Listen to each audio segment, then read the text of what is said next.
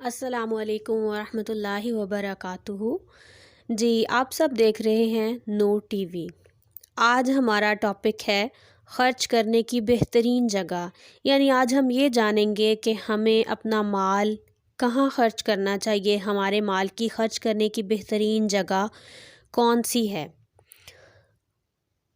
اس کی تفسیر جو ہے، اس کی تشریح جو ہے وہ ہم سورہ بقرہ کی آیت نمبر 273 سے کریں گے۔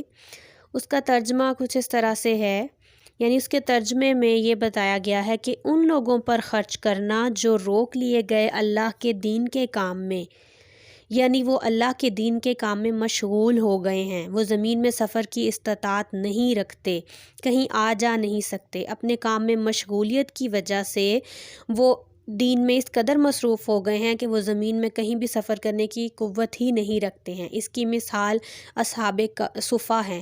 یہ تقریباً 400 لوگ تھے اور عرب سے مختلف جگہ سے آئے ہوئے تھے، جو کہ مدینہ میں مسجد نبوی کے پاس رہتے تھے۔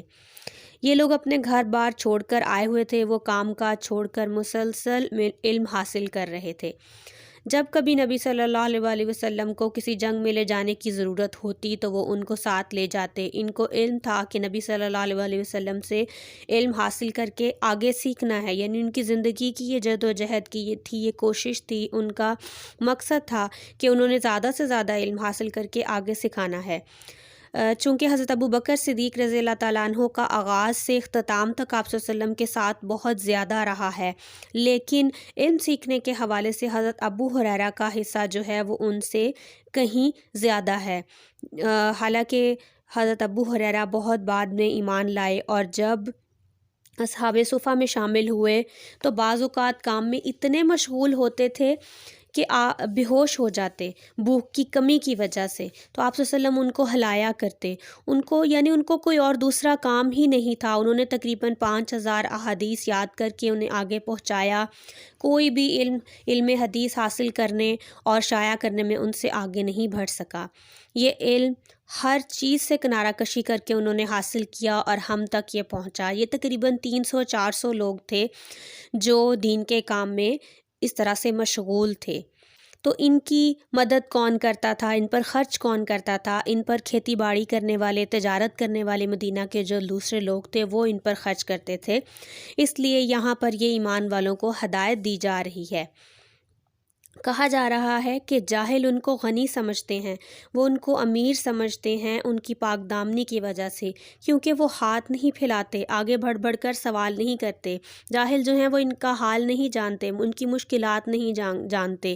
یہ لوگ مانگتے نہیں ہیں، تم ان کو ان کے چہروں کی نشانیوں سے جان جاؤ گے کہ وہ بھوکے ہیں، ضرورت مند ہیں، لیکن وہ نشانیاں ہر ایک کو نظر نہیں آتی، وہ اسی کو آتی ہیں جس کو دلچسپی ہو۔ وہ کسی کے پیچھے پڑ کے اس سے سوال نہیں کرتے، اس کو ذلیل نہیں کرتے کسی کو کہ ضرور ان کی مدد کرے، اور جو بھی تم خرچ کرو گے مال میں سے، بھلائی میں سے، اللہ اس کو جانتا ہے۔ یہاں بنیادی طور پر خاص گروہ کی بات ہے، جو عام مسکین غریبوں کی بات نہیں، بلکہ یہ یا محتاج لوگوں کی بات نہیں ہے، یہ ان لوگوں کی بات ہے جنہوں نے اپنی زندگیاں دین کے کاموں کے لیے وقف کر رکھی ہیں۔ انہوں نے اپنے گھر بار چھوڑ کر مدینہ ہجرت کی اور نبی صلی اللہ علیہ وسلم کی صحبت میں رہنے، دین کو سیکھنے کا کام کرنا چاہتے تھے، کیونکہ ہر کام کے لیے یکسوئی گہرائی چاہیے، وقت عمر لگانا پڑتا ہے۔ ایسے لوگ جو دین کے کام میں سنجیدگی سے جمے ہوئے ہوں، ان پر خرچ کرنا فی سبیل اللہ ہے۔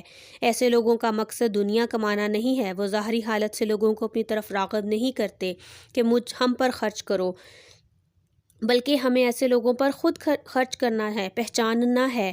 ہماری زندگی کے اعلیٰ مقاصد میں یہ کام شامل ہے۔ ابھی اگر یہ ریلیٹ کیا جائے تو ہمیں ایسے لوگوں پر خرچ کرنا چاہیے جو تبلیغ کا کام کر رہے ہیں۔ اگر اللہ تعالیٰ نے ہمیں استطاعت دی ہوئی ہے تو ہمارے لیے خرچ کرنے کی بہترین جگہ وہ لوگ ہیں جو دین کو آگے پھیلانے میں مددگار ہیں، جو ابھی بھی اپنی اس مہم پر لگے ہوئے ہیں کہ زیادہ سے زیادہ لوگ دین کا کام سیکھ لیں۔ تو یہ ہماری زندگی کے اعلیٰ مقاصد کا کام ہے۔ ہم وہاں خرچ کرتے ہیں جہاں سے رسید ملے، شہرت ملے، ایسے لوگوں پر کوئی خرچ نہیں کرتا۔ تو ہم سب کو اس بات کو سمجھنا ہے اور ایسے لوگوں کی مدد کرنی ہے۔ اللہ تعالیٰ سے دعا ہے کہ وہ ہم سب کا حامی و ناصر ہو اور ہمیں نیکی کو کرنے اور اسے آگے بڑھانے پھیلانے کی توفیق عطا فرمائے اور اسے قبول فرمائے۔ آمین۔ السلام علیکم ورحمۃ اللہ وبرکاتہ۔